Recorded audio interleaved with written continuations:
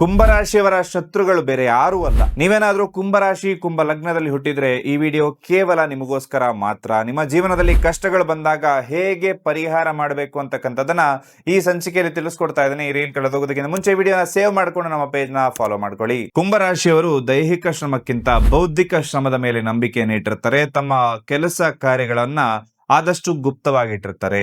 ಇನ್ನೊಬ್ಬರಿಗೆ ತೊಂದರೆ ಕೊಡೋದಕ್ಕೆ ಇಷ್ಟಪಡೋದಿಲ್ಲ. ಇನ್ನೊಬ್ಬರಿಂದ ತೊಂದರೆಯನ್ನ ಯಾವಾಗ್ಲೂ ಅನುಭವಿಸ್ತಾ ಇರ್ತಾರೆ. ಇವ್ರಿಗೆ ಸಿಕ್ಸ್ತ್ ಸೆನ್ಸ್ ಅನ್ನೋದು ತುಂಬಾ ಚೆನ್ನಾಗಿ ವರ್ಕ್ ಮಾಡ್ತಾ ಇರುತ್ತೆ. ಯಾವುದೇ ವಿಚಾರವನ್ನಾದ್ರೂ ಕೂಡ ಆಳವಾದ ಅಧ್ಯಯನ ಮಾಡಿ ತಿಳ್ಕೊಳ್ತಾರೆ.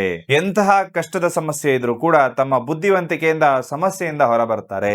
ಕುಂಭರಾಶಿಯಲ್ಲಿ ಜನಿಸಿರುವಂತವರು ವೈವಾಹಿಕ ಜೀವನದಲ್ಲಿ ಹೆಚ್ಚಾಗಿ ನೋವನ್ನ ಅನುಭವಿಸ್ತಾರೆ. ಸಮಾಜದಲ್ಲಿ ಏನಾದ್ರೂ ಒಂದು ಬದಲಾವಣೆ ತರಬೇಕು, ಜನಕ್ಕೆ ಒಳ್ಳೇದಾಗ್ಬೇಕು ಅನ್ನೋದನ್ನ ಯಾವಾಗ್ಲೂ ಇವರು ಯೋಚಿಸ್ತಾ ಇರ್ತಾರೆ.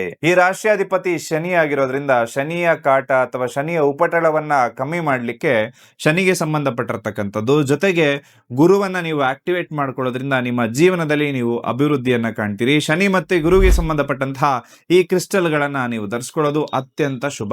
ನಿಮಗೆ ಅದೃಷ್ಟ ಕೊಡುವಂತಹ ಸಂಖ್ಯೆ 8 ಮತ್ತು 6 ಆಗಿರುತ್ತೆ. ಅದೃಷ್ಟ ತರುವಂತಹ ವಾರ ಶುಕ್ರವಾರ ಮತ್ತು ಶನಿವಾರ ಆಗಿರುತ್ತೆ. ಅದೃಷ್ಟ ತರುವಂತಹ ದೇವತೆ ಶನಿ ಪರಮಾತ್ಮ ಮತ್ತು ಹನುಮಾನ್ ಆಗಿರುತ್ತೆ. ನಿಮ್ಮ ಮಿತ್ರ ರಾಶಿಗಳು ವೃಷಭ, ಮಕರ ಮತ್ತು ಮೀನ ರಾಶಿ ಆಗಿರುತ್ತೆ. ನಿಮ್ಮ ಶತ್ರು ರಾಶಿ ಮೇಷ, ಕಟಕ ಮತ್ತು ಸಿಂಹ ರಾಶಿ ಆಗಿರುತ್ತೆ.